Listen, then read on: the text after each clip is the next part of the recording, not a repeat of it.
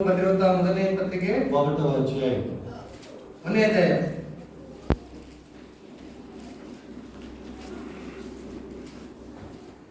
18వ వచనాన్ని అందరం కలిసి చదువుకుందాం. 1ನೇ ಕೊರಿಂಥಿ 1ನೇ ಅಧ್ಯಾಯ 18ನೇ ವಚನ ಎಲ್ಲರೂ ಸೇರಿಕೊಂಡು ಓದ್ಕೊಳ್ಳೋಣ. 1 Corinthians chapter 1 and verse 18 shall we read all together loudly. 1ನೇ ಕೊರಿಂಥಿ 1ನೇ ಅಧ್ಯಾಯ 18ನೇ ವಚನ ಎಲ್ಲರೂ ಜೋರಾಗಿ ಓದ್ಕೊಳ್ಳೋಣ. చదువుకుందాం. ನಾಶದ ಮಾರ್ಗದಲ್ಲಿರುವವರಿಗೆ ಮುಚ್ಚುಮದ್ದಾಗಿದೆ, ರಕ್ಷಣೆಯ ಮಾರ್ಗದಲ್ಲಿರುವ ನಮಗಾಗಲೂ ದೇವರ ಶಕ್ತಿಯಾಗಿದೆ. చిన్న ప్రార్థన చేసుకుందాం. చిಕ್ಕ ప్రార్థన ಮಾಡ್ಕೊಳ್ಳೋಣ. ప్రేమగలిగిన మా తండ్రి, మా ప్రభు యేసు వారి ద్వారా మన కుమారు నీ సన్నిధానానికి వచ్చి నాయన నీ యొక్క మాటల కొరకై వేచున్నాం. దేవ రెండో మారు కూడా మీరు నీ వాక్యమును తెరవబడిన ఆకాశం మాకు వినబడజేయము. ఎవరు ఖాళీగా వెళ్ళకుండా వారు తమ తమ భాగాలను వారి హృదయాల్లో ఈ వాక్య భాగాలు నింపుకొని నాయన మరి భయముతోనూ భక్తితోనూ నీ రాజ్యములకు చేరు వరకు నీ కొరకే జీవించినట్టు కృప అనుగ్రహించి బలపరచమని మా ప్రభుని యేసుక్రీస్తు వారి నామములో ప్రార్థించి స్తుతించి గణపరిచి వేడుచున్నాను తండ్రి.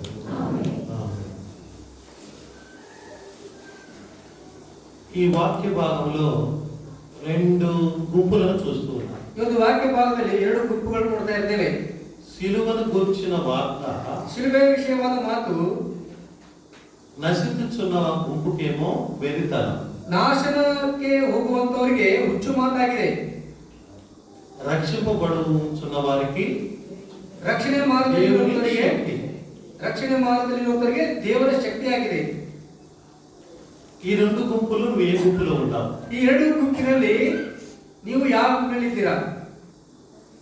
అది ఈ సమయంలో మనం జ్ఞాపకం చేసుకోవాలి. ಈ ಒಂದು ವಿಷಯದಲ್ಲಿ ಈ ಒಂದು ವಿಷಯ ನಾವು ಧ್ಯಾನಿಸಿಕೊಳ್ಳೋಣ. సిలువను గురించిన వార్త నశించుచున్న వారికి వెరితనం. ಶಿಲುಬೆ ವಿಷಯವಾದ ಮಾತು ನಾಶನ ಮಾರ್ಗದಲ್ಲಿರುವವರಿಗೆ ಹುಚ್ಚು ಮಾತಾಗಿದೆ. అయితే అదే సిలువను గురించిన వార్త రక్షించబడుచున్న వారికి దేవుని శక్తి. ಅದೇ ಶಿಲುಬೆ ವಿಷಯವಾದ ಮಾತು ರಕ್ಷಣೆ ಮಾರ್ಗದಲ್ಲಿರುವವರಿಗೆ ದೇವರ ಶಕ್ತಿಯಾಗಿದೆ. ఇందాక ఆ విషయాలు మనం శక్తి గల మాటలని మనం మొదటి వర్తమానంలో వాక్యం రూపంలో ధ్యానించాం. ಆ ಶಕ್ತಿ ಉಳ್ಳಂತ ವಿಷಯದಲ್ಲಿ ಮೊದಲನೇ ವರ್ತಮಾನದಲ್ಲಿ ಕೇಳಿದ್ದೇವೆ. క్రీస్తు ప్రభు అను మన రక్షకుడు ఎందుకు ఆయన నోరు తెరవలేదు, ఎందుకు ఆయన నోరు తెరవలేదు అనే విషయంలో మనము ధ్యానించాం. ರಕ್ಷಕನಾಗಿರುವ ಯೇಸು ಕ್ರಿಸ್ತನವರು ಯಾಕೆ ಅದನ್ನು ಬಾಯಿ ತೆರೆಯಲಿಲ್ಲ ಎಂಬ ವಿಷಯಗಳನ್ನು ನಾವು ಧ್ಯಾನಿಸ್ತಾ ಇದ್ದೇವೆ. అయితే అతను తన మీదకి శిక్ష పడాలని, ఆ పడిన తర్వాత మరణం పొందాలని, తన పని తను చేస్తే తర్వాత తండ్రి పని తండ్రి చేసి ఈ ఆత్మీయ క్రీస్తునందు అనగా తన పుత్రుడు తన కుమారుడు మన ప్రభువైన యేసు క్రీస్తునందు వచ్చిన ఆత్మీయ విషయాలన్నీ కూడా మనకు అనుగ్రహిస్తాయి.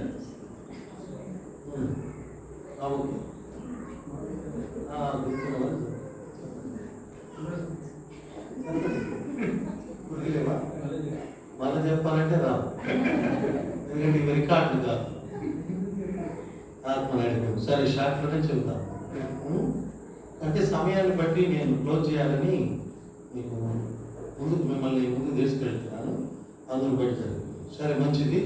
ఈ సమయంలో ಈ ಒಂದು ಸಮಯದಲ್ಲಿ సిలువను గురించిన వార్త, ಶಿಲುಬೆ ವಿಷಯವಾದ ಮಾತು నశించుతున్న వారికి వెరితనం, ನಾಶನ ಮಾರ್ಗದಲ್ಲಿರುವವರಿಗೆ ಹುಚ್ಚು ಮಾತಾಗಿದೆ. అయితే రక్షించబడుతున్న వారికి ಅದು ರಕ್ಷಣೆ ಹೊಂದಿರುವವರಿಗೆ ದೇವರ ಶಕ್ತಿಯಾಗಿದೆ. ఇది పాత నిబంధన కాలం నుంచి కొనసాగుతుంది. ಇದು ಹಳೆಯ ಒಡಂಬಡಿಕೆ ಕಾಲದಿಂದ ಇದು ನಡೀತಾ ಬರ್ತಾ ಇದೆ. ఎందుకు అనండి, ಯಾಕಂದ್ರೆ ఇశ్రాయేలీలు ఐగుప్తుల నుండి ఎర్ర సముద్రం దగ్గరికి వచ్చి ఉన్నారు. ಇಸ್ರಾಯೇಲರು ಐಗುಪ್ತ ದೇಶದಿಂದ ಕೆಂಪು ಸಮುದ್ರ ಹತ್ರ ಹೋಗಿದ್ದಾರೆ. ಈಗ అయితే ఎర్ర సముద్రము నీ దేవుడు ఏం చేశాడు? 2 పాయలుగా చేశాడు. ಈ ಕೆಂಪು ಸಮುದ್ರವನ್ನು ದೇವರು 2 ವಿಭಾಗ ಮಾಡಿದ್ದಾನೆ. అయితే మార్గం ఒకటే, త్రోవ ఒకటే, ಆ ಮಾರ್ಗ ಒಂದೇ సముద్రంలో. ಸಮುದ್ರದಲ್ಲಿ. కానీ తను నమ్మి విశ్వసించిన ప్రజలకు అది రక్షణ మార్గంగా ఉంది. ಆತನು ನಂಬಿ ವಿಶ್ವಾಸ ಇಟ್ಟಂತ ಮಕ್ಕಳಿಗೆ ಅದು ರಕ್ಷಣೆ ಮಾರ್ಗವಾಗಿದೆ. నశించిపోతున్న జనులకు అది ఏమైంది? మరణ మార్గమైంది. ಆ ನಾಶನಕ್ಕೆ ಹೋಗುವಂತವರಿಗೆ ಆ ಒಂದು ಮಾರ್ಗ ಮರಣ ಮಾರ್ಗವಾಗಿದೆ. ఇది వాస్తవమా కాదా? ಇದು ನಿಜವಾಗಿರುವಂತಹ ವಿಷಯವಲ್ಲರಿ. అందుకని పేతురు ఈ మాట తీసుకుని వచ్చి ఇలాగ చెప్తున్నాడు. ಅದಕ್ಕೋಸ್ಕರ ಪೇತ್ರನು ಈ ಒಂದು ಮಾತು ಈ ರೀತಿ ಹೇಳ್ತಾ ಇದ್ದಾನೆ. భక్తుడు పేతురు రాసిన పత్రిక ಪೇತ್ರನು ಬರೆದಂತ ಪತ್ರಿಕೆ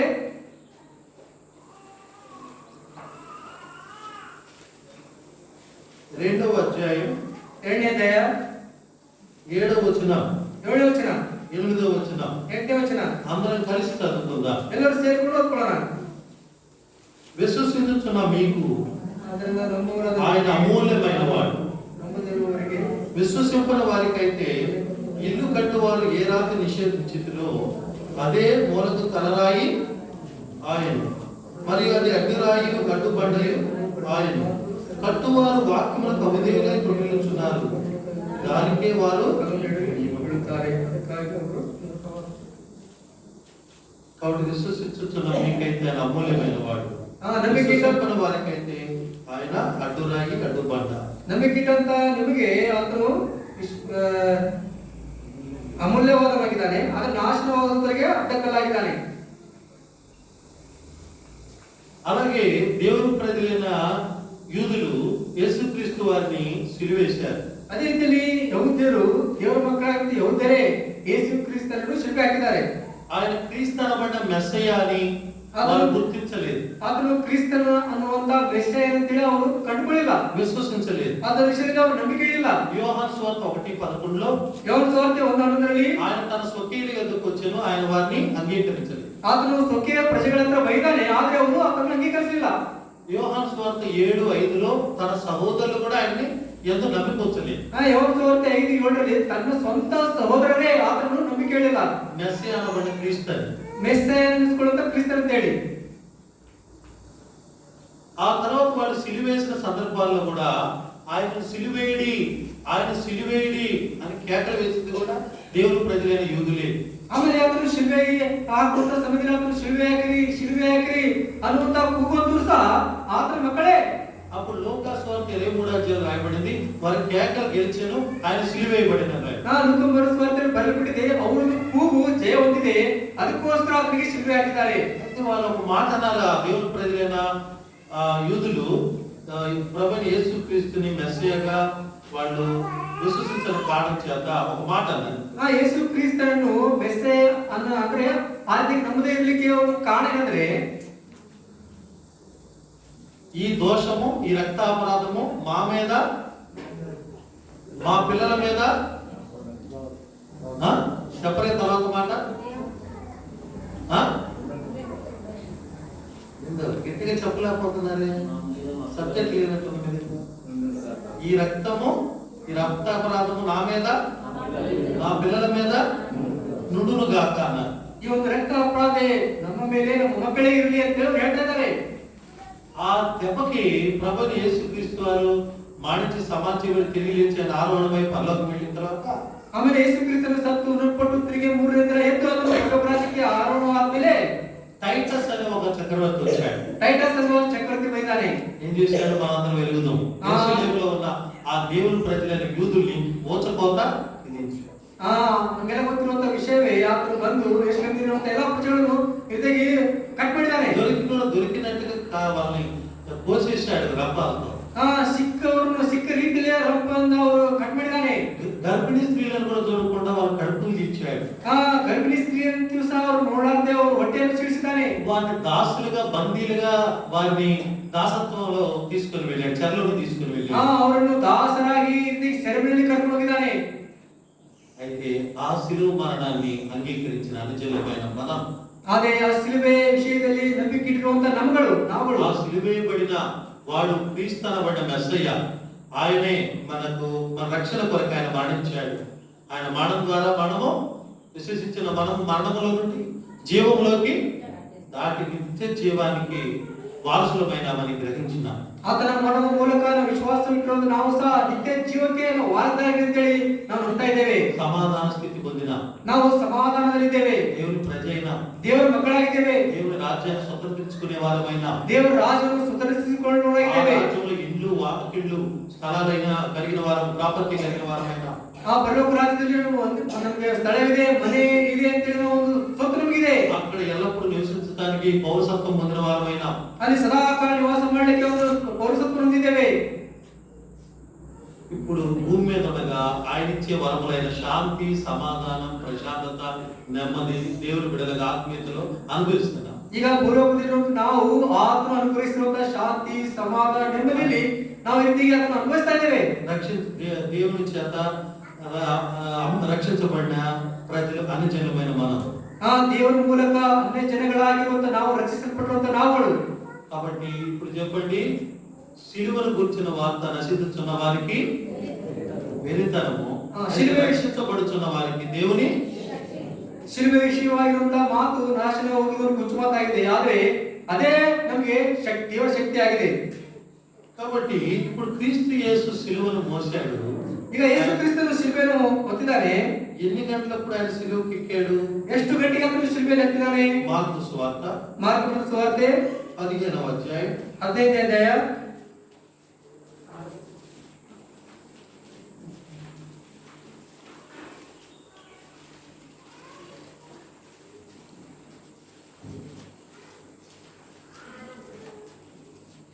మార్కు సువార్త 15వ అధ్యాయం 25వ వచనం చదవండి.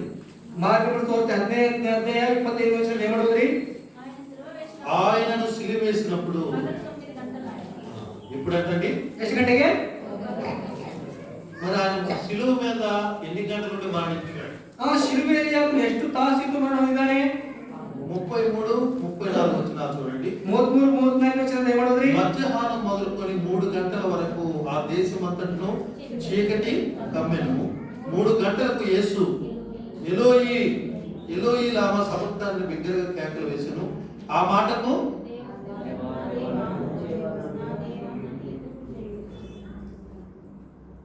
ఇప్పుడు 37వ వచనం, అంతటా యేసు గొప్ప కేక వేసి ప్రాణము విడిచెను. ఇప్పుడు 9 గంటలకు సిలువ వేయబడిన వాడు ఎన్ని గంటలకు ప్రాణం విడిచాడమ్మా? 9 గంటೆಗೆ ಶಿಲುಬೆ ಹಾಕಿದವರು ಎಷ್ಟು ಗಂಟೆಗೆ ಅವನು ಪ್ರಾಣ ಬಿಟ್ಟಿದ್ದಾನೆ? అంటే సుమారు ఎన్ని గంటల సిలువ మీద ఉన్నాడు? ಅಂದ್ರೆ ಸುಮಾರು ಎಷ್ಟು ತಾಸು ಅವನು ಶಿಲುಬೆಯಲ್ಲಿ ನಿಂತಿರ್ತಾ ಇದ್ದಾನೆ?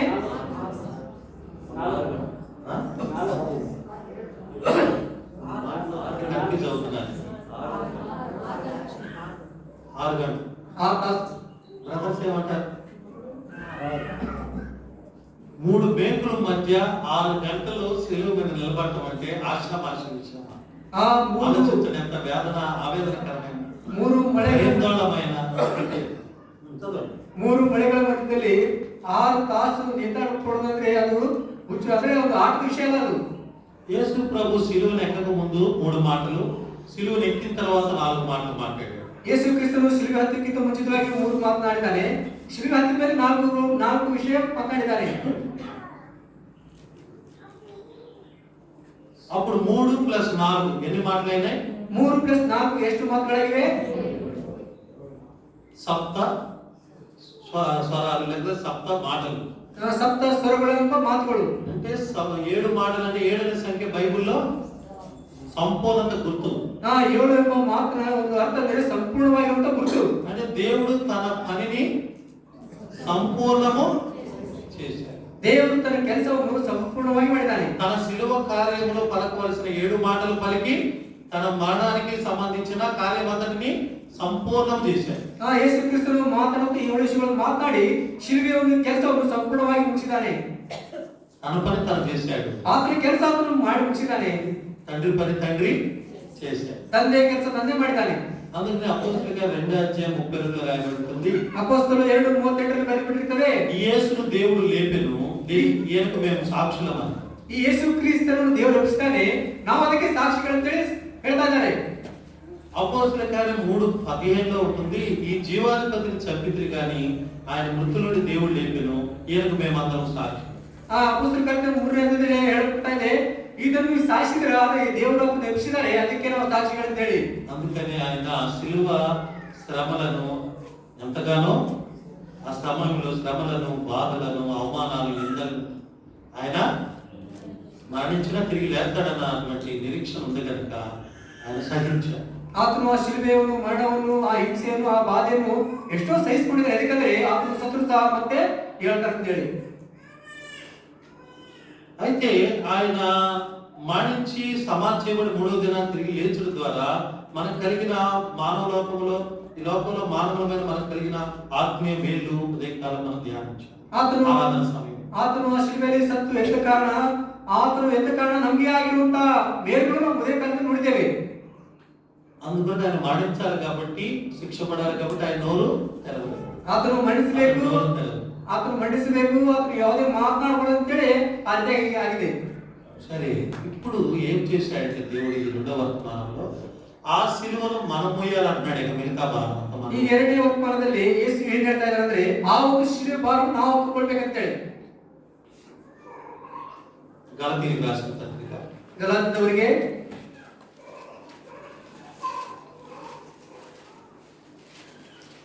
5వ అధ్యాయం 5ನೇ ಅಧ್ಯಾಯ.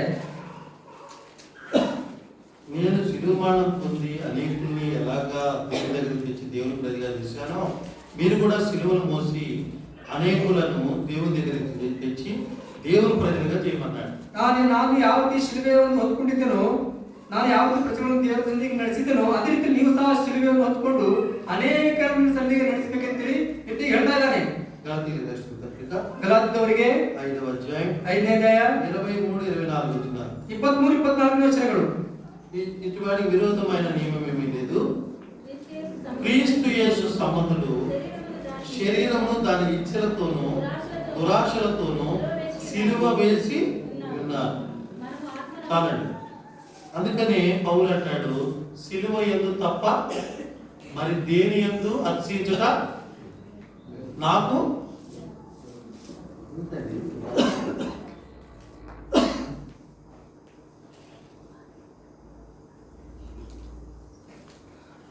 క్రీస్తు యేసు సంబంధులు ఏం చేస్తారంట?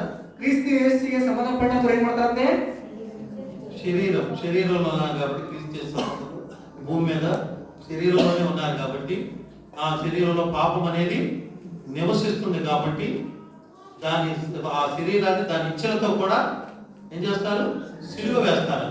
ನಾವು ಶರೀರದಲ್ಲಿದ್ದೇವೆ, ಪಾಪ ನಮ್ಮೊಂದಿಗಿದೆ, ಅದಕ್ಕೋಸ್ಕರ ಈ ಶರೀರದಲ್ಲಿರುವಂತ ನಾವು ಸಹ ಆ ನಮ್ಮ ಶರೀರ ಇಚ್ಛೆಗಳನ್ನು ಶಿಲುಬೆಗೆ ಹಾಕಬೇಕಂತೇಳಿ. మన ప్రభుని యేసుక్రీస్తుని సిలువ వేసినప్పుడు ఏమయ్యాడండి? మరణించాడు. యేసుక్రీస్తును సిలుబె ಹಾಕಿರುವಂತ ಸಂದರ್ಭದಲ್ಲಿ యేసుక్రీస్తును మరణించాನೆ. అలాగే మనం కూడా మన శరీరము దాని ఇచ్చలతో కూడా సిలువ వేసినప్పుడు శరీర ఇచ్చలు కూడా మరణించాలి. ನಾವು ಸಹ ನಮ್ಮ ಶರೀರ ಇಚ್ಛೆಗಳನ್ನು ಶಿಲುಬೆ ಹಾಕಿದಾಗ ನಮ್ಮ ಶರೀರ ಇಚ್ಛೆಗಳು ಸಹ ಮರಣಿಸಬೇಕು.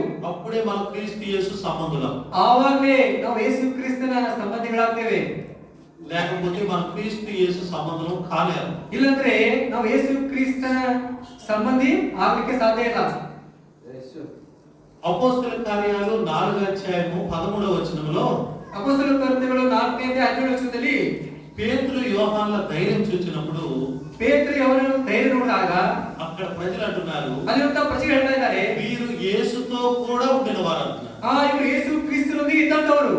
అంటే వారు క్రీస్తు యేసు సంబంధులని ప్రజలు, బయట ఉన్న ప్రజలు గుర్తించినారు. ಇವರು యేసుక్రీస్తునೊಂದಿಗೆ ಇರ್ತಾರಂತ ಹೇಳಿ ಹೊರಗಡೆಯಿರುವಂತಹ ಪ್ರಜೆಗಳೆಲ್ಲ ಗುರುತು ಹಿಡಿದಿದ್ದಾರೆ. ఎవరిని? పేతురు యోహానులను. ಯಾರನ್ನು? పేతురు యోహానులను. అపోస్తల కార్యములు 4:13. అపోస్తల కృత్యములు 4:13ರಲ್ಲಿ వారు పేతురు యోహాను ధైర్యం చూసినప్పుడు వారు విజయ కాములను గ్రహించి ఆశ్చర్యపడి వారు యేసుతో కూడా ఉన్న వారిని గుర్తించారు. కాబట్టి వారు యేసుతో కూడా ఉండిన వారని, ఎవరు వారు? పేతురు యోహాను యేసుతో కూడా ఉండిన వారని అక్కడ ఉన్న ప్రజలు గుర్తిరిగారు. పేతురు యోహానులు ಅಲ್ಲಿರುವಂತ ಪ್ರಜೆಗಳು ಗುರುತಿರ್ತಾರೆ, ಇವರು యేసుక్రీస్తుನೊಂದಿಗೆ ಇದ್ದವರು ಅಂತ ಹೇಳಿ. మరి పేతురు యోహానులు ఈ క్రీస్తు యేసు సంబంధులను గుర్తిరిగారు.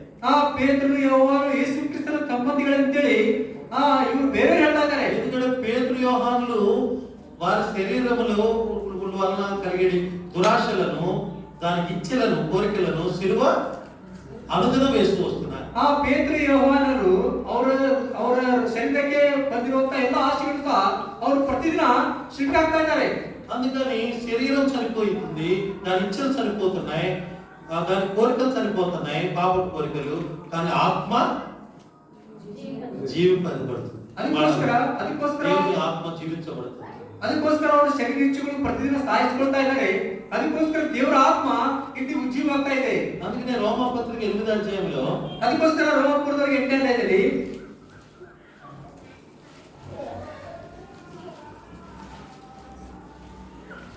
రోమాపత్రిక 8వ అధ్యాయం ರೋಮಾಪುರದವರಿಗೆ 8ನೇ ಅಧ್ಯಾಯ 5వ వచనం చదువుకుందాం. 5ನೇ ವಚನ ಓದೋಣ.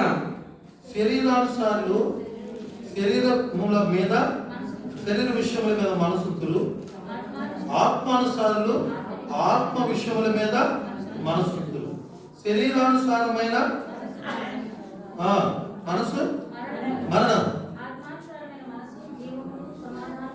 అది కావాలి వాళ్ళకి. అందుకని పేతురు యోహానులు శరీరంలో దాని ఇచ్చలతో కూడా అనుదినం సిలివేస్తున్నారు. కాబట్టి ఆత్మానుసారులుగా వాళ్ళు జీవిస్తున్నారు, సమాధానంగా దేవుడితో మనుషులతో వారు జీవిస్తున్నారు.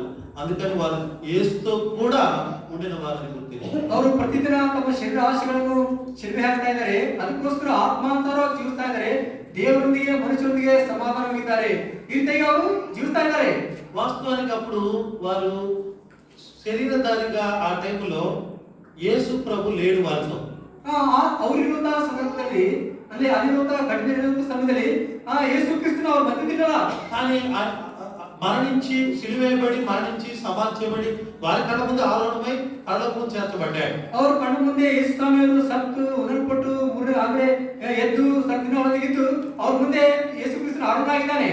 కానీ అక్కడున్న ప్రజలు 5 లక్షల మంది ఇంచుమించు, అలాగే అక్కడున్న ప్రజలు పేతురు యోహానులు యేసుతో కూడా ఉండిన వారిని గుర్తిరుతున్నారు. ಅಲ್ಲಿರುವಂತಹ ಹೆಚ್ಚು ಕಡಿಮೆ 5 ಲಕ್ಷ ಜನರು, ಇದೊಂದು ಗొప్ప ವಿಷಯ. ಹೆಚ್ಚು ಕಡಿಮೆ 5 ಲಕ್ಷ ಜನರು ಅಲ್ಲಿರುವಂತಹ ಜನರು ಹೇಳ್ತಾ ಇದ್ದಾರೆ ಇವರು ಯೇಸು ಕ್ರಿಸ್ತನೊಂದಿಗೆ ಇದ್ದವರು ಅಂತ ಹೇಳಿದ್ರೆ ಎಷ್ಟೋ ದೊಡ್ಡ ವಿಷಯ ಇದು. అంటే వారి ఉద్దేశం ఏంటి అంటే, ಅಂದ್ರೆ ಅವ್ರ ಉದ್ದೇಶ ಏನಂದ್ರೆ యేసు ఆయన శరీరధారిగా ఉన్నప్పుడు, ಯೇಸು ಕ್ರಿಸ್ತನು ಶರೀರಧಾರಿ ಇರುವಂತ ಸಮಯದಲ್ಲಿ తన శరీరము దాని ఇచ్చలతో కూడా సిలువేశాడు. ತನ್ನ ಶರೀರವನ್ನು, ತನ್ನ ಆಶೆಗಳನ್ನು, ಆ ಇಚ್ಛೆಗಳನ್ನು ಶಿಲ್ಪೆ ಹಾಕಿದ್ದಾರೆ, మరణింపజేశాడు, ಮರಣಿಸಿದ್ದಾನೆ. అందుకని ఎబ్రీ పత్రిక 7వ అధ్యాయంలో గాని, ಎಬ್ರಿ ಪತ್ರಿಕೆ 7ನೇ ಅಧ್ಯಾಯದಲ್ಲಿ ఆయన పవిత్రుడు, ಆತನು ಪವಿತ್ರನು, ಪರಿಶುದ್ಧನು, నిర్దోషి, నిష్కల్మషుడు, నిష్కళంకను, పాపములలో చేరక ಪಾಪಗಳಲ್ಲಿ ಸೇರದೆ ప్రత్యేకంగా ఉన్నవాడంతో సాక్ష్యం ఉంది. ಪ್ರತ್ಯೇಕವಾಗಿದ್ದಾನೆ ಸಾಕ್ಷಿ ಹೊಂದಿದ್ದಾನೆ. అనేక మంది ఆయన గురించి సాక్ష్యం, ಅನೇಕರು ಅವನ ವಿಷಯದಲ್ಲಿ ಸಾಕ್ಷಿ ಕೊಡ್ತಾ ಇದ್ದಾರೆ. ఆయన యందు పాపమేమీ లేదు, ఆయన పాపమును ఎరగడు అని. ಆತನಲ್ಲಿ ಪಾಪವಿಲ್ಲ, ಆತನು ಪಾಪವನ್ನು ಅರಿಯಲಿಲ್ಲ. పేతురు యోహాను కూడా సిలువలు మోస్తున్నారు. అందుకని వారు యేసుతో కూడా ఉన్నవారు. ಪೇತ್ರ ಯೋಹಾನನು ಸಹ ಶಿಲುಬೆಗೆ ಹೋಗ್ತಾ ಇದ್ದಾರೆ. ಅದಕ್ಕೋಸ್ಕರ ಈ ಯೇಸು ಕ್ರಿಸ್ತನು ಇವರಿಗಿದ್ದಾರೆ ಅಂತ ಹೇಳಿ ಅವರು ಹೇಳ್ತಾ ಇದ್ದಾರೆ. అంటే వారు కూడా వారి శరీర కోరికలను, దురాశలు ఏం చేస్తున్నారు? అనుదినం సిలువేస్తున్నారు, చంపుతున్నారు.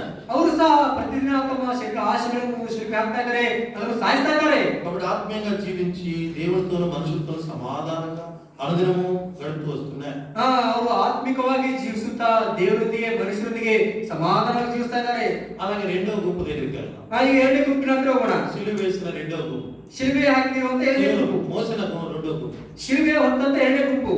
అపోస్తల కార్యాలు ಅಪೊಸ್ತಲ ಕೃತ್ಯಗಳು 11వ అధ్యాయం 11ನೇ ಅಧ್ಯಾಯ 26వ వచనాన్ని చదవండి. 26ನೇ ವಚನ ದಯಮಾಡಿ అందరూ కలిసి చదవడానికి ప్రయత్నం చేయండి. సమయాన్ని ಎಲ್ಲರೂ సద్వినియోగపరచుకుందాం. ಎಲ್ಲರೂ ಕೂಡಿ ಓದ್ಕೊಳ್ಳಿಕ್ಕೆ ಇದು ಮಾಡೋಣ. అపోస్తల కార్యాలు ಅಪೊಸ್ತಲ ಕೃತ್ಯಗಳು 11వ అధ్యాయం 11ನೇ ಅಧ್ಯಾಯ 26వ వచనం. 26ನೇ ವಚನ. Acts of Apostles chapter 11 and verse 26. Shall we read all together loud? ಎಲ್ಲರೂ ಸೇರಿ ಗಟ್ಟಿಯಾಗಿ ಓದ್ಕೊಳ್ಳೋಣ. వారు కలిసి ఒక సంవత్సరం వరకు ఈ సంఘములో ఉండి బహుజనులకు వాక్యమును బోధించిరి. మొట్టమొదట అంత్యోకులో శిష్యులు క్రైస్తవులనబడిరి. ఒకటి యెరూషలేము ప్రాంతంలో అంతియోక అనేటువంటి ఒక సంఘం ఉంది. ಯೆರೂಸಲೇಮ್ ಒಂದು ಊರಿನಲ್ಲಿ ಅಂತ್ಯೋಕ್ಯ ಎಂಬ ಒಂದು ಸಭೆ ಇದೆ. ఆ ఆ సంఘంలో కట్టిన వారు నడిపిస్తున్న వారు ప్రభువైన యేసుక్రీస్తు వారి శిష్యులే. ಆ ಸಭೆಯನ್ನು ನಡೆಸುವಂತರು ಯಾರಂದ್ರೆ ಯೇಸು ಕ್ರಿಸ್ತನ ಶಿಷ್ಯನವರೇ. అంటే ఆ సంఘములో బర్నబా పౌలు కలిసి ఆ దైవజనులు ఇద్దరు వాక్యం ఉన్నట్టుగా దేవుని మాటలు దేవుని వాక్యాన్ని ఆ సంఘస్థులకు అందిస్తూ ఉంటే సంవత్సరం తర్వాత వాళ్ళు క్రైస్తవులు అనబడ్డారంట బయట వార్చారు. ಇಲ್ಲಿ ಬರ್ನಬಾ ಸೌಲರು ವಾಕ್ಯ ಇದ್ದ ರೀತಿಯಲ್ಲಿ ಬೋಧಿಸುವಂತ ಸಮಯದಲ್ಲಿ ಅಂದ್ರೆ ಅಲ್ಲಿರುವಂತಹ ಪ್ರಜೆಗಳು ಅದನ್ನು ಕಂಡುಹಿಡಿದಿದ್ದಾರೆ. అంటే ఈ అంత్యోక సంఘంలో ఉన్న ప్రజలు వారు కూడా శరీరంలో ఉన్నారు కదా, దానికి ఇచ్చలను కోరికలు ఏం చేస్తున్నట్టు అర్థం. ఎందుకంటే సంఘంలో ఒక్కడు తప్పు చేసినా ఈ సాక్ష్యం రాదు. ಅಂತ್ಯೋಕ್ಯದಲ್ಲಿರುವಂತಹ ಸಭೆಯವರು ಸಹ అంతట్లో ఒక్కడు తప్పు చేసిన సాక్ష్యం రాదు. ಸಭೆಯಲ್ಲಿ ಇರುವಂತಹ ಒಬ್ಬರು ತಪ್ಪಿನ ಸಹ ಈ ಸಾಕ್ಷಿ ಬರ್ಲಿಕ್ಕೆ ಆಗುದಿಲ್ಲ.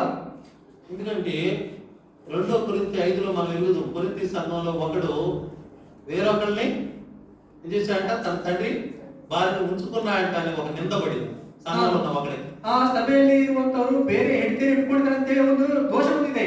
అక్కడ జాలత్వం జరుగుతున్నట్టుగా విన్నాడు. ಅಲ್ಲಿ జారత్వం ನಡೀತಿದೆ ಅಂತ ಹೇಳಿ ಒಂದು ಕೂಗು ಕೇಳಿಸ್ಬಿಟ್ಟಿದೆ. అప్పుడు అది నిష్కలంకమైన క్రైస్తవ సంఘంగా కనబడదు. ಹೊರಗಿರುವಂತಹ ಪ್ರಜೆಗಳಿಗೆ ನಿಷ್ಕಳಂಕವಾಗಿರುವಂತಹ ಸಭೆ ಅಂತ ಹೇಳಿ ಕಾಣುವುದಿಲ್ಲ ಅದು. అయితే ఇక్కడ ఉన్న అంత్యోకలో సంఘంలో ఉన్న ప్రజలు శిష్యులైతే శిష్యులుగా చేయబడి దేవుని శిష్యులు క్రీస్తు శిష్యులుగా వాళ్ళు క్రైస్తవులుగా కూడా కనబడుతూ వచ్చారు బయట. ಅಂತ್ಯೋಕ್ಯದಲ್ಲಿರುವಂತಹ ಸಭೆಯವರು ಕ್ರಿಸ್ತನ ಶಿಷ್ಯರಾಗಿ ಹೊರಗಡೆ ಸಹ ಕ್ರಿಸ್ತನ ಶಿಷ್ಯರಾಗಿ ಕಂಡು ಬರ್ತಾ ಇದ್ದಾರೆ.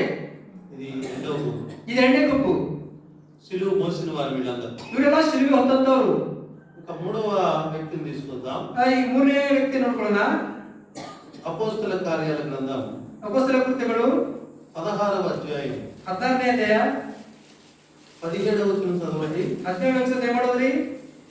ఆమె పౌరులను మమ్మల్ని వెంబడించి ఈ మనుషులు సర్వోన్నతుడైన దేవుని దాసులు, మీరు మీకు రక్షణ మార్గం ప్రచురించువారై ఉన్నారని కేకలు వేసి చెప్పాను. కాబట్టి దెయ్యం సాక్ష్యం ఇస్తుంది. ಈಗ దేవుడు సాక్షి ಕೊಡ್ತಾ ಇವೆ, వీళ్ళు దేవునికి సర్వోన్నతుడైన దేవునికి చెందిన వారు. ಈ ಮನುಷ್ಯರು ಪರಾತ್ಮನ ದೇವರ ದಾಸರಾಗಿದ್ದಾರೆ ಅಂತ ಹೇಳಿ. ఎవరు వీరు? ಯಾರಿವರು? ಪೌಲನು, ಲೂಕ, ತಿಮೋತಿ, ಸಿಲ್ವಾನು, తీతు. మరి వీళ్ళందరూ కూడా ఏమని సాక్ష్యం పొందుతున్నారు? ಇವರೆಲ್ಲ ದೇವಗಳ ಮೂಲಕ ఎంత సాక్ష్యం పొందుతున్నారు? దేవుని దాసులు అని. ఈ మనుషులు పరాత్మనాದ ದೇವರ ದಾಸರು ಅಂತ ಹೇಳಿ. అంటే ఈయన సువార్త సేవలో కూడా ಇವರು ಸುವಾರ್ತೆ ಮಾಡುವಂತಹ ಸಂದರ್ಭದಲ್ಲಿ ಸಹ శరీరంలో ఉన్నప్పటికీ ಅವರ ಶರೀರದಲ್ಲಿ ಇದ್ರೂ ಸಹ ఆ శరీరం యొక్క పాప కోరికలను ಅವರ ಶರೀರ కూడా సిలువేస్తారు. ಅವರ ಶರೀರದ ಪಾಪ ಕೋರಿಕೆಗಳನ್ನು ಪ್ರತಿದಿನ ಅವರು ಶಿಲುಬೆಗೆ ಹಾಕ್ತಾ ಇದ್ದಾರೆ, ಸಾಯಿಸ್ತಾ ಇದ್ದಾರೆ. ఆత్మీయంగా జీవిస్తున్నారు. ಅವರು ಆತ್ಮೀಯವಾಗಿ ಜೀವಿಸ್ತಾ ಇದ್ದಾರೆ. రక్షణ సువార్తను ప్రకటిస్తున్నారు. రక్షణ సువార్తను సువార్త ಹೇಳ್ತಾರೆ. యేసుక్రీస్తునందే రక్షణ, మరి ఏ నామమున రక్షణ లేదని చెప్తున్నారు. యేసుక్రీస్తు ನಾಮದಲ್ಲಿ ರಕ್ಷಣೆ, ಬೇರೆ ಯಾವುದರಲ್ಲಿ ರಕ್ಷಣೆ ಇಲ್ಲ ಅಂತ ಹೇಳಿ ಸಾಕ್ತಾ ಇದ್ದಾರೆ. ప్రభువైన యేసుక్రీస్తునందు ఉన్న వారికి ఏ శిక్షా విధి లేదని చెప్తున్నారు. ಕರ್ತನಾಗಿರುವ యేసుక్రీస్తునిದ್ದಂತರಿಗೆ ಯಾವುದೇ ಶಿಕ್ಷೆ ಇಲ್ಲ ಅಂತ ಹೇಳ್ತಾ ಇದ್ದಾರೆ. ప్రభువైన యేసుక్రీస్తునందు మృతులైన వారు ధన్యులు, వారు లేపబడతారు, పునరుద్ధానులు అవుతారని చెప్తున్నారు. యేసుక్రీస్తుని ಯಾರು ಮೃತರು ಹೊಂದುತ್ತಾರೋ ಅವರು ತಿರುಗಿ ಹೇಳ್ತಾರೆ ಪುನರುತ್ಥಾನ ಇದೆ ಅಂತ ಹೇಳಿ ರೀತಿ ಹೇಳ್ತಾ ಇದ್ದಾರೆ. క్రీస్తునందు ఉన్న వారిని తన రాజ్యంతో ఆయన వారిని వెంట పెట్టుకొని వారి తన విధమైన దూతలతో కూడా వెంట పెట్టుకొని తన రాజ్యం చేర్చుకుంటారని చెప్తున్నారు. ಯಾವ ರೀತಿ ಮೃತು ಹೊಂತಾರೋ ಅವರನ್ನು 1000 ಜನರಿಗೆ ಅವ್ರನ್ನ ಮತ್ತೆ ಎಬ್ಸಿ ರಾಜ ಕರ್ಕೊಂಡು ಹೋಗ್ತಾನೆ ಅಂತ ಹೇಳಿ ಬರೆದಿದೆ. కాబట్టి ఈ సంగతులన్నీ ఎరిగిన దెయ్యములు కూడా ఏమంటున్నాయి? ఈ సంగతి ತಿಳಿದಿರುವಂತಹ దేవుడు సహా మనుషులకి సాక్షి ಹೇಳ್ತಾ ಇದೆ. మరి ఇలాంటి సిలువ మోసిన లిస్ట్ లో మనం కూడా ఉన్నామా లేవా అనేది ఇప్పుడు రెండో వర్తమాన ప్రశ్న. ಎರಡನೇ వర్తమాನದಲ್ಲಿ ಒಂದು ಪ್ರಶ್ನೆ, ಇಂಥ ಒಂದು ಶಿಲುಬೆಯನ್ನು ಹೊತ್ಕೊಳ್ತಾ ಇದ್ದೇವಾ ಇಲ್ಲ ಅಂತ ಹೇಳಿ. మెడలో సిలువ, కొడలి ಶಿಲುಬೆ, తర్వాత తల మీద సిలువ, తల మీద ಶಿಲುಬೆ, తర్వాత ఇంట్లో సిలువ, మನೆಯಲ್ಲಿ ಶಿಲುಬೆ, ఇంటి లోపల సిలువ, మನೆ ಒಳಗಡೆ ಶಿಲುಬೆ, గుడిలో సిలువ. గుడిನಲ್ಲಿ ಶಿಲುಬೆ తెలుసుకుంటే మాత్రం సరిపోదు, ಅದು ಹಾಕೊಂಡ್ರೆ ಸರಿ ಹೋಗುದಿಲ್ಲ. క్రీస్తు యేసు సంబంధులు తన శరీరమును దాని ఇచ్చలతో కూడా సిలువేస్తారు. ಕ್ರಿಸ್ತ ಯೇಸುವಿನ ಸಂಬಂಧಿಗಳು ಅವರ ಇಚ್ಛೆಗಳನ್ನು ಕ್ರಿಸ್ತನು ಯೇಸು ಶಿಲುಬೆಯಲ್ಲಿ ಸಾಯಿಸ್ತಾರೆ. అప్పుడే ఆత్మీయంగా దేవునితో మనుషులతో సమాధానంగా జీవించగలుగుతారు. ಆವಾಗಲೇ ಆತ್ಮಿಕವಾಗಿ ದೇವರೊಂದಿಗೆ ಮನುಷ್ಯರಿಗೆ ಸಮಾಧಾನ ಹೊಂದುತ್ತಾರೆ. క్రీస్తు యేసు వలె ఉన్నారు కనుక క్రీస్తు యేసు సంబంధులని బయట వారు సాక్ష్యం పలుకుతారు వారు. ಅವರು ಯೇಸು ಕ್ರಿಸ್ತ ರೀತಿಯಿದ್ದಾರೆ ಅಂತ ಹೇಳಿ ಹೊರಗಡೆ ಇದ್ದವರು ಸಹ ಸಾಕ್ಷಿ ಹೇಳ್ತಾರೆ. ఇప్పుడు ఇంకొంతమందిని చూద్దాం. ಇನ್ನು ಕೆಲವು ವಿಷಯ ನೋಡ್ಕೊಳ್ಳೋಣ. న్యాయాధిపతుల గ్రంథం 13వ అధ్యాయంలో మనం ఒక అతన్ని ఎరుగుదాం. గిలాదీయుడైన యెఫ్తా. న్యాయాధిపతి 13వ అధ్యాయದಲ್ಲಿ గిలాదీయుడైన యెఫ్తా విషయంలో ನೋಡ್ತೇವೆ. అతని యొక్క వ్యవహారం ఏంటండి? అతని ಕೆಲಸ ಏನದು? మాట ఇచ్చి నెరవేర్చువాడు. ಮಾತು ಕೊಟ್ಟು ನೆರವೇರಿಸುವವನು.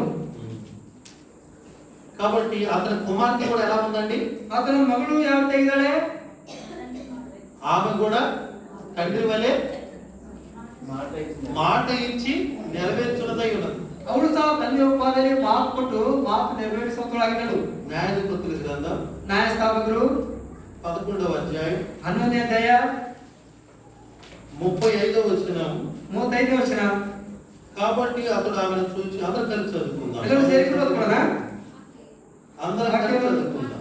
కాబట్టి అతడు ఆమెను చూచి తన బట్టలు పట్టుకొని అయ్యో నా కుమారి నన్ను బహుగా కుంగదీస్తున్నావు. నేను యెహోవాకు మాటించున్నాను కనుక వినడనగా ఆమె కూడా నా తండ్రి యెహోవాకు మాటించండివా నీ నోటి నుండి బయలుదేరిన మాట చొప్పున నాకు చేయుము. సరే, కాబట్టి తండ్రికి తగ్గ చెప్పండి ತಂದೆಗೆ ತಕ್ಕ ಮಗಳು. ఇప్పుడు మాట ఇచ్చి నెరవేర్చాడు అంటే ఈ గిలాదీయుడైన యెఫ్తా కూడా మామూలుగా అయితే శరీరము ఎట్లాంటిది? అపనమ్మకమైంది. ಈ ಶರೀರ ಸಹ ಅಪನಂಬಿಕವಾಗಿದೆ. ಯಾಕಂದ್ರೆ ಆ ಆತ್ಮ ಸಹ ಶರೀರದಲ್ಲಿದ್ದಾನೆ. నమ్మదగిన వారిగా చేస్తుంది ఈ శరీరం దాని కోరికలను బట్టి. ಈ ಶರೀರ ಆಶೆಗಳಿಂದ ನಂಬಿಕೆ ಅಪನಂಬಿಕಸ್ಥರ ಮಾಡ್ತದೆ. మాట ఎందుకంటే యాకోబు భక్తుడైన యాకోబు అన్నాడు యాకోబు పత్రిక 3వ అధ్యాయంలో. యాకోబు పత్రిಕೆ 3ನೇ అధ్యాయದಲ್ಲಿ ಭಕ್ತರು ಹೇಳ್ತಾ ಇದ್ದಾನೆ. ఎవరు భక్తుడు అంటే ಯಾರು ನಿಜವಾದ ಭಕ್ತ ಅಂದ್ರೆ తన శరీరం మొత్తం స్వాధీనం చేసుకోవడం కంటే తన నాలుకను స్వాధీనపరుచుకునేవాడే భక్తుడు అన్నాడు. ಯಾರು ಭಕ್ತರು ಅಂದ್ರೆ ತನ್ನ ಶರೀರವೆಲ್ಲ ಸ್ವಾಧೀನಪಡಿಸೋದಕ್ಕಿಂತ ಅಂದ್ರೆ ಬಹಳ ಪ್ರಾಮುಖ್ಯವಾಗಿರುತ್ತದೆ ಮಾತುಗಳು. ఎందుకంటే అతను నాలుక అంటే నాలుగు నుంచి వచ్చే మాట మీద స్టాండ్ నిలబడతాడు కనుక సర్వ శరీరాన్ని కంట్రోల్ చేసుకునే శక్తిని పొందిన వాడు అవుతాడు. ಈ ಮಾತಿನ ಸರ್ವವಾಗಿ ನಿಲ್ತಾರೆ. ಅದಕ್ಕೋಸ್ಕರ ಸರ್ವ ಅವಯವಗಳು ಸಹ ಕಂಟ್ರೋಲ್ ಬರ್ತವೆ. యేసు ప్రభు కూడా ఆ శక్తి ఉంది. ಯೇಸು ಕ್ರಿಸ್ತನ ಸಹ ಶಕ್ತಿ ಇದೆ. యోహాను సువార్త 10వ అధ్యాయంలో మనం ఎదుగుదాం. యోహాను సువార్త 10వ అధ్యాయంలో ನಾವು ನೋಡ್ತೇವೆ. నేను నా గొర్రెల కొరకు ప్రాణం పెట్టుచున్నాను అన్నాడు. మంచి కాపరి. ನಾನು ನನ್ನ ಕುರಿಗಳಿಗೆ ಪ್ರಾಣ ಕೊಡ್ತೇನೆ, ನಾನು ಒಳ್ಳೆ ಕೂಗು ಅಂತ ಹೇಳ್ತಾ ಇದ್ದಾನೆ. మరి గొర్రెలమైన అమాయకులమైన మన కొరకై లోకంలో అమాయకురాగిರುವಂತ ನಮಗೋಸ್ಕರ ప్రాణం పెట్టినాడా లేదా? ಪ್ರಾಣ ಕೊಟ್ಟಿದ್ದಾನೆ ಇಲ್ರಿ? ನನ್ನ ನೆನಪು తగ్గాడా? ಆತನೇನು ಹಿಂದೆ ಹೋಗಿದಾನ? మాట మార్చాడా? ಮಾತೇನು ಚೇಂಜ್ ಮಾಡಿದಾನ? మడి తిప్పాడా అంటారు. ಇಟ್ಟಿಗೆ ತಿರ್ಸಿದಾನ? మాట ఏది చెప్పాడో అది నేను. ಆತನು ಏನು ಹೇಳಿದಾನೋ ಅದೇ ಮಾಡಿದಾನೆ. నేను నా గొర్రెల కొరకు ప్రాణము పెట్టుచున్నాను. ನಾನು ನನ್ನ ಕುರಿಗಳಿಗೋಸ್ಕರ ಪ್ರಾಣ ಕೊಡ್ತೇನೆ. కాబట్టి మనం కూడా మన మాటలో ఎలా ఉండాలి? ನಾವು ಸಹ ಮಾತಲ್ಲಿ ಯಾವ ತೆಗಿಬೇಕು? అన్ని మాటలు రాకుండా అన్ని మాటలు సిలివేసుకోవాలి. అన్ని మాటలను ಶಿಲ್ಪಿ ಹಾಕಬೇಕು.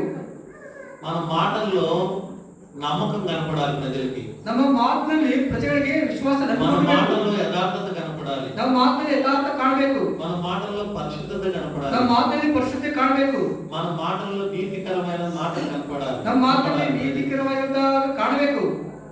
మన మాటలో సత్యము కనపడాలి. ನಮ್ಮ ಮಾತಿನಲ್ಲಿ ಸತ್ಯ ಕಾಣಬೇಕು. అప్పుడు అంటే దానికి అన్యమైన వాడిని సిలువేసుకున్నప్పుడే ఇవన్నీ మనలో కనబడతాయి. అన్య అంటే అన్యವಾಗಿರುವಂತ ಮಾತುಗಳು ಶಿಲ್ಪಿ ಹಾಕಿದ್ರೆ ಇವೆಲ್ಲ ಕಾಣ್ತವೆ. కాబట్టి గిలాదీయుడైన యెఫ్తా కూడా క్రీస్తు కాబట్టి సిలువను మోస్తున్నాడని మనకు తెలుస్తుంది. గిలాదీయుడైన యెఫ్తాను సಹ క్రీస్తుನ ಶಿಲುಬೆಯನ್ನು ಹೋಗ್ತಾ ಇದೆ ಅಂತ ಅರ್ಥವಾಗ್ತದೆ అక్కడ భాగంలో ఆ ಒಂದು భాగದಲ್ಲಿ. అలాగే దావీదును కూడా చూడండి. దావీదు విషయంలో సಹ ನೋಡ್ರಿ. కీర్తనలు 18 కీర్తన 18 తను బెత్షెబ విషయంలో తప్పిపోయిన తర్వాత బెత్షెబ భర్తను తప్పి అలాగా ఎన్నో అక్రమాలకు ఒడగట్టిన తర్వాత ఆ దుష్క్రియలు నేను ఇక చెయ్యను అని సిలువేసుకున్నాడు. వాటిని కీర్తనలు 18వ కీర్తన 18ನೇ ಕೀರ್ತನೆ 23వ వచనం 23ನೇ ವಚನ చదవండి. దోష క్రియలు నేను చేయననుకుంటుని ఆయన దృష్టికి నేను యథార్థుడనైతిని. కాబట్టి దోష క్రియలు గతంలో చేసిన వాడే, దోష క్రియలను ಹಿಂದೆ ಮಾಡಿದಂತವನೇ. కానీ తర్వాత దేవుని వాక్కు వచ్చిన తర్వాత, ಯಾವಾಗ ದೇವರ ವಾಕ್ಯ ಬಂದಿದೆಯೋ కొంత శ్రమ పడిన తర్వాత, ಸ್ವಲ್ಪ ಶ್ರಮೆ ಪಟ್ಟ ಮೇಲೆ ఆ దోష క్రియలకు సిలువేశాడు. ఆ దోష క్రియಗಳನ್ನು ಶಿಲುಬೆ ಹಾಕಿದಾನೆ. యథార్థంగా జీవించటం, యథార్థವಾಗಿ ಜೀವಿಸಲಿಕ್ಕೆ ಪ್ರಾರಂಭಿಸಿದಾನೆ. అందుకని ఏమంటున్నాడు? ಅದಕ್ಕೋಸ್ಕರ ಏನ್ ಹೇಳ್ತಾ ಇದ್ದಾನೆ? దోష క్రియ నేను చేయననుకుంటుని ఆయన దృష్టికి నేను యథార్థుడనైతిని. ನಾನು ಆತನ ದೃಷ್ಟಿಯಲ್ಲಿ ನಿರ್ದೋಷಿಯು ಪಾಪದಲ್ಲಿ ಬೀಳದಂತೆ ಜಾಗರೂಕತೆಯಿಂದ ನಡೆದುಕೊಂಡೇನು. ఎందుకంటే 30వ వచనంలో దేవుడు యథార్థవంతుడు, 30వ వచನದಲ್ಲಿ ದೇವರು యథార్థవంతుడు, 32వ వచనంలో నాకు బలము ధరింపజేయవాడు ఆయనే, నన్ను యథార్థ మార్గమున నడిపించువాడు, 37వ వచనದಲ್ಲಿ నన్ను బలపడుతున్న ఆతనే, ನನಗೆ యథార్థ మార్గದಲ್ಲಿ ನಡೆಸುವಂತನು ఆతనే. సిలువేసుకోవాలి. అప్పుడే వీళ్ళు దేవుని సంబంధులుగా గుర్తించబడ్డారు బైబిల్. ಶಿಲುಬೆ ಹಾಕೊಳ್ಬೇಕು, ಅವಾಗಲೇ ದೇವರ ಮಕ್ಕಳಂತೇಳಿ ಇವರು ಇಲ್ಲಿ ಕಂಡುಬರ್ತಾ ಇದ್ದಾರೆ. దావీదు నా హృదయానుసారుడు, దావీదు నా హృదయానుసారుడు, నెరవేర్చువాడని నేను అతని గురించి సాక్ష్యం పలుకుతున్నాను అన్నాడు. ನನ್ನ ಇಷ್ಟಗಳನ್ನು ನೆರವೇರಿಸ್ತಾನಂತೇಳಿ ಆತನ ವಿಷಯದಲ್ಲಿ ದೇವರು ಸಾಕ್ಷಿ ಕೊಡ್ತಾ ಇದ್ದಾನೆ. కాబట్టి దావీదు దేవుని సంబంధి, దావీదు దేవుని సంబంధి గుర్తిస్తున్నాము, ಅದು ನೋಡ್ಕೊಳ್ತಾ ಇದ್ದೇವೆ. అతను దోష క్రియలకు సిలువని ఇవ్వబడి ಆತನ ದೋಷ ಕ್ರಿಯೆಗಳು ಶಿಲುಬೆ ಹಾಕಿದ್ದಾನೆ. ఇప్పుడు ఇంకొంత లోతుగా వెళ్తాం. ಇನ್ನು ಸ್ವಲ್ಪ ಆಳವಾಗಿ ಹೋಗೋಣ. ఉపద్య గ్రంథం, ఉపద్య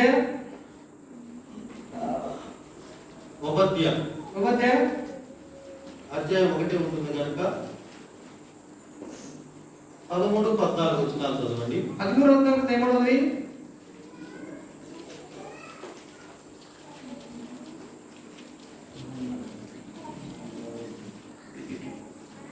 అందరం కలిసి చదువుకుందాం. ಎಲ್ಲರೂ ಸೇರಿಕೊಂಡು ಓದ್ಕೊಳ್ಳೋಣ.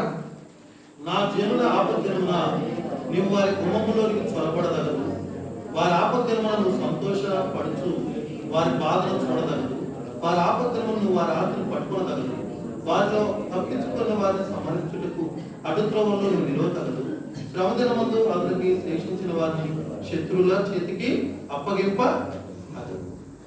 కాబట్టి ఇక్కడ ఏదోముల గురించి దేవుడు సెలవిస్తున్నాడు.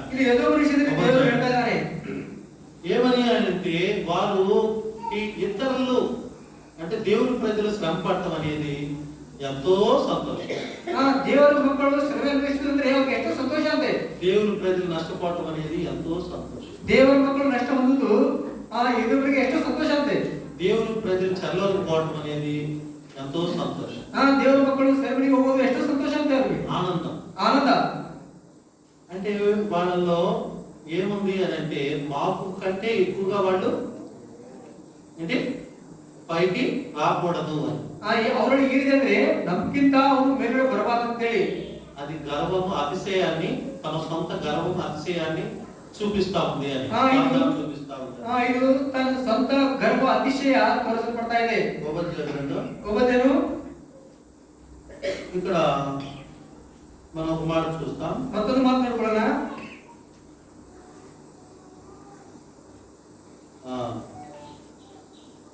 రెండో వచనం, మూడో వచనం చదవండి. 3 అత్యున్నతమైన పర్వతముల మీద ఆశీర్వయండి, కొండ సందుల్లో నివసించువాడా, నన్ను కిందకి పడతలో గలవాడెవడని అనుకున్నవాడా, నీ హృదయపు గర్వము చేత నీవు మోసపోదు. ఇప్పుడు అతని దేని సిలువేయాలి? ఏదో మీరు యావను శిల్పాకు హృదయ గర్వాన్ని సిలువేయాలి. గర్వమును నానే గొప్పవాడినిగా ఉండాలి అనే అతిశయాన్ని ఆయన సిలువేయాలి. ನಾನೇ ದೊಡ್ಡವನೆಂಬ ಒಂದು ಅತಿಶಯವಂತ ಮಾತು ಅದನ್ನು ಸಿಲುಬೆ ಹಾಕಬೇಕು. అందరూ సమానమే, ಎಲ್ಲರೂ ಸಮಾನರೇ, అందరూ విలువైన వారే, ಎಲ್ಲರೂ ಬೆಲೆಯುಳ್ಳವರೇ, అందరూ దేవునికి ఇష్టమైన ప్రశస్తమైన వారే, ಎಲ್ಲರೂ ದೇವರಿಗೆ ಇಷ್ಟಕರವಾಗಿರುವಂತಹ ಪ್ರಶಸ್ತಿ ಉಳ್ಳವರೇ, అందరూ బాగుండాలి, ಎಲ್ಲರೂ ಚೆನ್ನಾಗಿರಬೇಕು, అందరూ రక్షించబడాలి, ಎಲ್ಲರೂ ರಕ್ಷಣೆ ಹೊಂದಬೇಕು, అందరూ సత్యమును గురించిన అనుభవ జ్ఞానం గలవారై ఉండాలి, ಎಲ್ಲರೂ సత్య విషయದಲ್ಲಿ అనుభవ జ్ఞానం ಹೊಂದಿರಬೇಕು. ఇలాంటి ఆలోచనకు వచ్చిన వాళ్ళే క్రీస్తు సంబంధులు.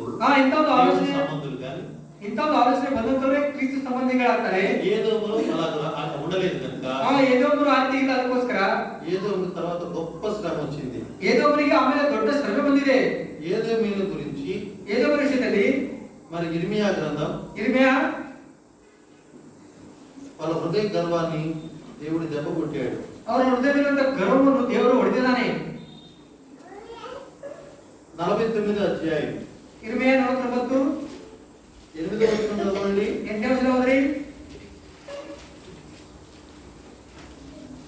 ఏశావును విమర్శించుచు, నేను అతనికి కష్టకాలం తప్పించుచున్నాను. అదిగో చాలా మాట ఇంకా మీరు ఇంటికి పోయి చదువుకోండి. ఎన్నో శ్రమలు పడ్డారు తర్వాత దేవుడి ద్వారా. అందుకని నాశనానికి ముందు ಅದಕ್ಕೋಸ್ಕರ ನಾಶನಕ್ಕೆ ಮುಂದೇನಿದೆ అది ఉండదు. అది ఇవ్వదు.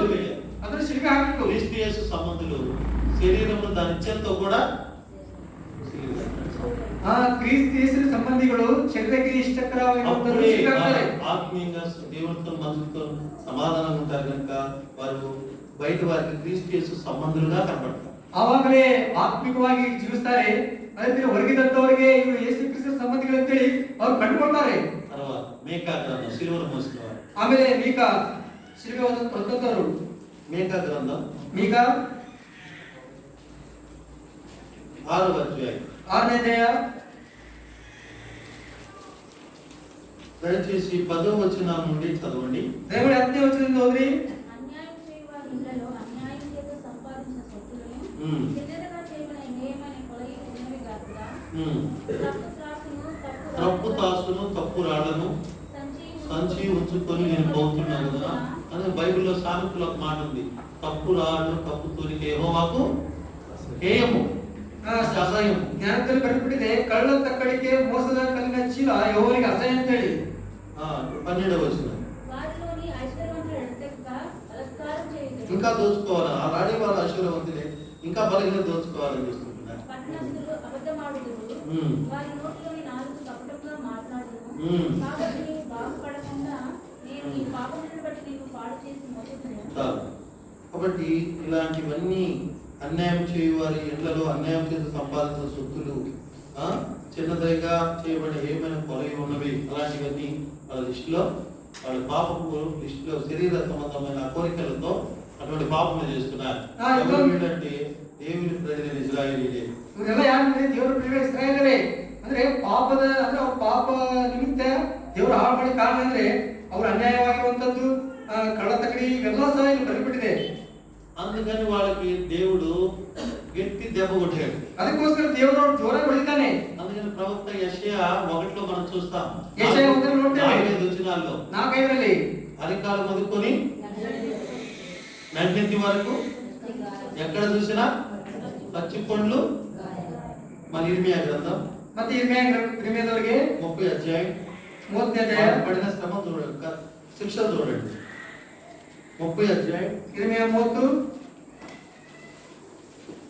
12, 13 వచనాలు. 12, 13 యెహోవా ఇలాగ సెలవిస్తున్నాడు, ఈ నీ వ్యాధి ఘోరమైనది. వ్యాధి ఘోరమైనది, నీ గాయము బాధాకరమైనది. ఎందుకంటే ఇందాక చెప్పిన నీ పాపములు విస్తరింపగా శత్రువు కొట్టినట్టు నీ గొప్ప దోషమును బట్టి నేను నీకు కఠిన శిక్ష చేసి నేను గాయపరుచున్నాను. ಯೆಹೋವನು ಇಂತಿರುತ್ತಾನೆ, ನಿನ್ನ ಗಾಯ ಗುಣವನ್ನದು, ನಿನ್ನ ಬಾಸುಂಡೆಯು ಘೋರವಾಗಿದೆ, ನಿನ್ನ ಭಾಗಕ್ಕೆ ಯಾರೂ ಇಲ್ಲ, ನಿನ್ನ ಹಣಕ್ಕೆ ಔಷಧವಿಲ್ಲ, ನಿನಗೆ ವಾಸಿ ಆಗದು, ನಿನ್ನ ಮಿಂಡರು ನಿನ್ನನ್ನು ಹುಡುಕುವುದಿಲ್ಲ, ಮರೆತು ಬಿಟ್ಟರು, ನಿನ್ನ ಅಪರಾಧವು ಹೆಚ್ಚಿ ಪಾಪಗಳು ಬಹಳವಾಗಿದ್ದರಿಂದ ನಾನು ಶತ್ರುವಾಗಿ ನಿನಗೆ ಹೊಡೆದೆನು. కాగా నీ పక్షము వ్యాధి వాడెవడు లేడు, నీ గాయములకు చికిత్స చేయదగిన మందు కూడా లేదు. ನಿನ್ನ ಗಾಯಕ್ಕೆ ವಾಸಿ ಮಾಡೋದು ಔಷಧಿ ಇಲ್ಲ. No treatment, no medicine, no hospital, no advocate. దెబ్బ కొడితే ದೇವರು ನಾನು ಹೊಡೆದ್ರೆ ಔಷಧಿ ಇಲ್ಲ, ಟ್ರೀಟ್ಮೆಂಟ್ ಇಲ್ಲ, ದವಾಖಾನೆ ಇಲ್ಲ, ಏನಿಲ್ಲ. ఈ కన్నడంలో ఎలా బాగుందండి, ఈ ఆపదం బాగా తీయగా అనిపిస్తుంది. ಇಲ್ಲ నేను రాత్రి నుంచి నాకు అర్థం కాలేదు కానీ ఇప్పుడు అర్థమైంది. కాబట్టి అలాంటి స్థితిలో దేవుడు చూపించిన తర్వాత వాళ్ళు తమ తిరుగుబాటు పాపం క్రియలను ఒప్పుకున్న తర్వాత వాళ్ళ దేవుడు స్వస్థపరిచారు. ಅವಾಗ ಅವರು ತಿರುವಿಕೆ ಅಂದ್ರೆ ದೇವರಿಗೆ ವಿರುದ್ಧವಾಗಿ అప్పుడు వాళ్ళు దేవుని సంబంధులుగా ప్రజలకు కనపడ్డారు. ಯಾವಾಗ ಸರಿಪಡಿಸಿಕೊಂಡಿದ್ದಾರೆ ಅವಾಗ ಅವರು ದೇವರ ಸಂಬಂಧಿಗಳಾಗಿದ್ದಾರೆ. ఇర్మియా గ్రంథం ఇర్మియా 14 అధ్యాయం 14 20 వచనం 20 వచనం 19 20 19 20 నీవు యూదాను బొత్తిగా విసర్జించితివా? ఉమ్. సీయోను నీకు అసహ్యమాయెనా? ఉమ్. మాకు చికిత్స దొరకకుండానంతగా నీవేళ మమ్మల్ని కొట్టితివి. ఉమ్. మేము సమాధానం కొరకు కనిపెట్టుచున్నాము గాని ఉమ్. వేరేదీ కనబడట్లేదు. ఉమ్. చికిత్స కలుగు కాలం కొరకు కనిపెట్టుచున్నాము గాని ఉమ్. నీతి తగిలి ఉన్నది. ఉమ్. యెహోవా ఉమ్. మా దుర్మార్గతను యెహోవా మా దుర్మార్గతను మా పితరుల దోషమును మేము ఒప్పుకొనుచున్నాము. నీకు విరోధముగా పాపము చేస్తున్నాము. ఇప్పుడు రండి. దేవుడు క్షమిస్తున్నాడు. క్షమించడం సిద్ధమైన మనసు ಆ కలవాడు. ದೇವರು ಕ್ಷಮಿಸಲಿಕ್ಕೆ ಸಿದ್ಧ ಮನಸ್ಸುಳ್ಳವನಾಗಿದ್ದಾನೆ. ఇర్మియా గ్రంథం 33 అధ్యాయం ఇర్మియా 33 8వ వచనం. 8వ వచనం వారు నాకు విరోధంగా చేసిన పాపము జెర్మియా చాప్టర్ 33 and verse 8. చదువుతాయి. వారు నాకు విరోధముగా చేసిన పాప దోషము నిలవకుండా వారిని పవిత్రపరచును. వారు నాకు విరోధముగా చేసిన దోషములన్నిటినీ తిరుగుబాట్లన్నిటినీ క్షమించదను. మళ్ళీ పూజలందరూ ఎదుట వారు నాకు ఇష్టమైన పేరుగాను స్తోత్రకాడముగాను గణకాస్పదముగాను ఉంది. కాబట్టి వాళ్ళు దేవుని ప్రజలు. ఇವರು దేవుని మಕ್ಕಳು. చూడండి యెషయా గ్రంథం యెషయా 65 అధ్యాయం 65 11వ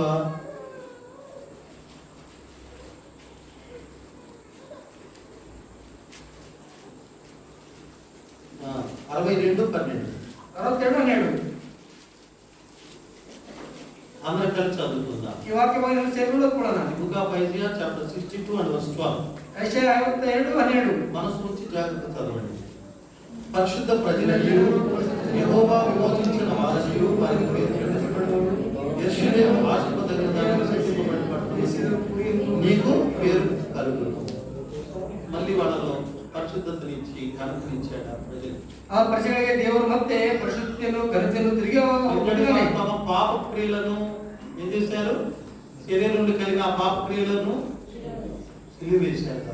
ಅವರಿಗೆ అన్ని క్రియలకు సిలువేశారు కాబట్టి ಅವರಿರುವಂತಹ ಪಾಪದ ಕ್ರಿಯೆಗಳೆಲ್ಲವೂ ಸಹ ಶಿಲುಬೆ ಹಾಕಿದ್ದಾರೆ. ఎందుకంటే యాకోబు పత్రిక 2వ అధ్యాయంలో భక్తుడైన యాకోబు అంటాడు, యాకోబు 7వ భక్తుడు ಹೇಳ್ತಾನೆ, ధర్మశాస్త్రంలో ఆజ్ఞలన్నీ కూడా పాటించిన ఒక్క ఆజ్ఞలో తప్పిపోయినా మనం అపరాధి అవుతామంట. ಧರ್ಮಶಾಸ್ತ್ರದಲ್ಲಿರುವ ಎಲ್ಲ ಆಜ್ಞೆಗಳನ್ನು ಅನುಸರಿಸಿರುತ್ತಾ ಒಂದು ಆಜ್ಞೆಗಳಲ್ಲಿ ನಾವು ತಪ್ಪೋದ್ರೆ ನಾವೆಲ್ಲರೂ ತಪ್ಪು ಹೋದಂತೆ. కాబట్టి వాళ్ళు పరిశుద్ధ ప్రజలను అనిపించబడ్డారంటే వాళ్ళు ఏం చేసినట్టు అన్ని పాపములకు ఆ శరీరం ద్వారా కలిగిన దురాశలన్నిటికీ ఒక్కటే విడిచిపెట్టాలి. ಅವರು ಅಂದ್ರೆ ಯಾಕೆ ಪರಿಶುದ್ಧರಾಗಿದ್ದಾರೆ? విడిచిపెట్టాలి. ಅವ್ರು ಯಾಕೆ ಪರಿಶುದ್ಧರಾಗಿದ್ದಾರೆ? చిన్న పాపాన్ని విడిచిపెట్టాలా, పెద్ద పాపాన్ని విడిచిపెట్టాలి. ಅವರು ಯಾಕೆ ಪರಿಶುದ್ಧ? ಸಣ್ಣ ಪಾಪ ಬಿಟ್ಟಿಲ್ಲ, ದೊಡ್ಡ ಪಾಪ ಬಿಟ್ಟಿಲ್ಲ, ಎಲ್ಲವೂ ಸಹ ಶಿಲ್ಪೆ ಹಾಕಿದ್ದಾರೆ. అన్నిటినీ సిలివేసి ಎಲ್ಲವನ್ನೂ ಶಿಲ್ಪೆ ಹಾಕಿದ್ದಾರೆ. ఇక్కడ ఉన్న మనం కూడా బయట ప్రజలకు క్రీస్తు యేసు సంబంధులుగా ఉన్నాము, లేకపోతే సాతాను సంబంధులుగానే జీవిస్తున్నాం. ನಾವಿರುವಂತ ನಾವುಗಳು ಸಹ ಹೊರಗಿನ ಕಣ್ಣವರಿಗೆ ನಾವು ಕ್ರಿಸ್ತನ ಸಂಬಂಧಿಗಳಾಗಿದ್ದೇವಾ, ಇಲ್ಲದ್ರೆ ಸೈತಾನನ ಸಂಬಂಧಿಗಳಾಗಿದ್ದೇವಾ? ప్రభు అంటున్నాడు లూకాసు వార్త 14వ అధ్యాయం, ಇಲ್ಲಿ ಕರ್ತನು ಹೇಳ್ತಾ ಇದ್ದಾನೆ ಲೂಕಾಸ್ ಸುವಾರ್ತೆಯಲ್ಲಿ, నన్ను వెంబడించువాడు ನನ್ನ ಹಿಂಬಾಲಿಸುವಂತವನು తన సిలువను ఎత్తుకొని ತನ್ನ ಶಿಲುಬೆಯನ್ನು ಹೊತ್ತುಕೊಂಡು తను తాను ఉపేక్షించుకొని ತಾನು ನಿರಾಕರಿಸಿ నన్ను వెంబడిపోలేదు. ನಾನು ಹಿಂಬಾಲಿಸಬೇಕು. తన ప్రాణము సహా ద్వేషించి నన్ను ಪ್ರಾಣವು ಸಹ ದ್ವೇಷಿಸಿ ನನ್ನನ್ನು వెంబడిపోలేదు. ನಾನು ಹಿಂಬಾಲಿಸಬೇಕು. అప్పుడు అతడు నా శిష్యుడు అవుతాడు. ಆವಾಗಲೇ ಆತನಿಗೆ ಶಿಷ್ಯನಾಗ್ತಾನೆ. క్రీస్తు యేసు సంబంధులుగా ఉన్నావు. ಕ್ರಿಸ್ತ ಯೇಸುವಿನ ಸಂಬಂಧಿಗಳಾಗಿರ್ತೇವೆ. ఇలాంటివి మనము బైబిల్లో ఎన్నో చూడగలం. ಇಂತಹ ವಿಷಯಗಳು ಬೈಬಲ್ನಲ್ಲಿ ಅನೇಕ ವಿಷಯಗಳು ನೋಡಬಹುದು ನಾವು. మనలో ప్రజలు చూడాలి. ನಮ್ಮಲ್ಲಿ ಪ್ರಜೆಗಳು ನೋಡಬೇಕು. సిలువేసావో నీ దురాశలు, శరీర దురాశలు, అది లోకం చూడాలి. ನೀ ಯಾವ ವಿಷಯದಲ್ಲಿ ಶಿಲುಬೆ ಹಾಕಿದೆಯೋ ಆ ವಿಷಯದಲ್ಲಿ ಲೋಕದವರು ನೋಡಬೇಕು. మీరు చెప్పండి, యోసేపు కూడా సిలువేసుకోలేదా? యేసేపు ಸಹ ಶಿಲುಬೆ ಹಾಕಿದ್ರು. ಪೋತಿಫರ ಮನೆಯಲ್ಲಿ ఒక్కతే ఉంది, ఆయన ఒక్కడే ఉన్నాడు. ಪೋತಿಫರ ಮನೆಯಲ್ಲಿ ಅವಳು ಒಬ್ಬಳಿದ್ದಾಳೆ, ಈತನು ಸಹ ಒಬ್ಬನಿದ್ದಾನೆ. కానీ ఏం చేస్తున్నాడు ఆయన? ಆದ್ರೆ ಆತ ಏನ್ ಮಾಡ್ತಾ ಇದ್ದಾನೆ? తన శరీరం యొక్క కామాతులు ఏమేశాడు? ತನ್ನ ಶರೀರದಲ್ಲಿರುವಂತಹ ಕಾಮವನ್ನು ಆತನು ಶಿಲುಬೆ ಹಾಕಿದ್ದಾನೆ. అందుకని దేవుడు వెచ్చించాడు. ಅದಕ್ಕೋಸ್ಕರ ದೇವರು ಆತನು ಎಷ್ಟು ಉನ್ನತ ಸ್ಥಾನದಲ್ಲಿ ಹೆಚ್ಚಿಸಿದ್ದಾನೆ. అన్ని జనుల్లో ప్రధానమంత్రిగా చేశాడు. ಅನ್ಯ ಜನಾಂಗ ಮಧ್ಯದಲ್ಲಿ ಆತನು ಪ್ರಧಾನಮಂತ್ರಿಯಾಗಿ ಮಾಡಿದ್ದಾನೆ. యోసేపుకి 2 భాగాలు ఇచ్చాడు స్వాస్థ్యాలు. ಯೇಸೋವನಿಗೆ ಸ್ವಾಸ್ಥ್ಯದಲ್ಲಿ 2 ಭಾಗವಿವೆ. జ్యేష్ఠ కుమారుడికి కలిగే భాగ్యం ఇచ్చాడు. ಜ್ಯೇಷ್ಠ ಮಗನಿಗೆ ಉಂಟಾಗುತ್ತ ಭಾಗ್ಯವನ್ನು నీకు కూడా పరలోకంలో అలాగే ఉంటే 2 భాగాలు ఇస్తాడు, 4 భాగాలు ఇస్తాడు. పరలోకದಲ್ಲಿ 2 ಭಾಗ 4 ಭಾಗ ಕೊಡ್ತಾನೆ. తర్వాత ఆఖరిగా జకర్యాను కూడా చూడండి. జక్కయ్య లూకా 19 ಲೂಕ 10ರಲ್ಲಿ ಜಕ್ಕಯ್ಯನ ವಿಷಯ ನೋಡ್ತೇವೆ. తన అన్యాయం చేత సంపాదించిన సొత్తంతటికి ఏం చేశాడు? సొత్తు విషయంలో తన కోరిక, శరీర కోరికకు అప్పుడు అతను నీతిమంతుడని తన ఇంటి వారు అందరూ కూడా నేడు రక్షణ, ఇంటికి రక్షణ వచ్చింది. ఇతడు కూడా ఇక నుండి ఏ కుమారుడు ఇక విశ్వాసం చేత బ్రతుకుతాడు అని అన్నాడు ప్రభు. గొప్ప సాక్ష్యం జక్కయ్యకి. ಜಕ್ಕಯ್ಯನ ಮೇಲೆ ಎಷ್ಟು ದೊಡ್ಡ ಸಾಕ್ಷಿ, ಯಾಕಂದ್ರೆ ಅವನು ಅನ್ಯಾಯವಾಗಿ ದುಡಿದಿದ್ದು ಸಹ ಬಡವರಿಗೆ ಕೊಡ್ತಾ ಅಂತ ಹೇಳ್ತಾನೆ. ಅದಕ್ಕೋಸ್ಕರ ఆ సాక్ష్యం నీలో కూడా ఉండాలి, నాలో కూడా ఉండాలి, మనలో. ಆ ಸಾಕ್ಷಿ అందుకు క్రీస్తు ప్రభు శిలువ ಮಾಡುತ್ತದೆ. ಅದಕ್ಕೋಸ್ಕರ ಸಾಕ್ಷಿ ನನ್ನಲ್ಲಿ ನಮ್ಮಲ್ಲಿ ಇರಬೇಕು. ಅದಕ್ಕೋಸ್ಕರ ಯೇಸು ಕ್ರಿಸ್ತನು ಆ ಶಿಲುಬೆ ಮರಣ ಹೊಂದಿದ್ದಾನೆ. మరణించి నీతి జీవితం కొరకై ఆయన తిరిగి 3వ దినాన సజీవుడై వచ్చాడు. ಅದನ್ನು ಮರಣಿಸಿ ತಿರುಗಿ 3 ದಿನ ಇದ್ದಾನೆ. ಯಾಕಂದ್ರೆ ನಾವು ನೀತಿವಂತರಾಗಿ ಜೀವಿಸಬೇಕಂತ ಹೇಳಿ. నీతి విషయంలో యుగాలు జీవిస్తున్నాడు మన ప్రభు యేసు. ಆ ನೀತಿ ವಿಷಯದಲ್ಲಿ ಇವುಗಳು ಮಾತ್ರ ಜೀವಿಸ್ತಾ ಇದ್ದಾನೆ. ప్రభు మనకు సహాయం చేయాలి. ಕರ್ತನು ನಮಗೆ ಸಹಾಯ ಮಾಡಲಿ.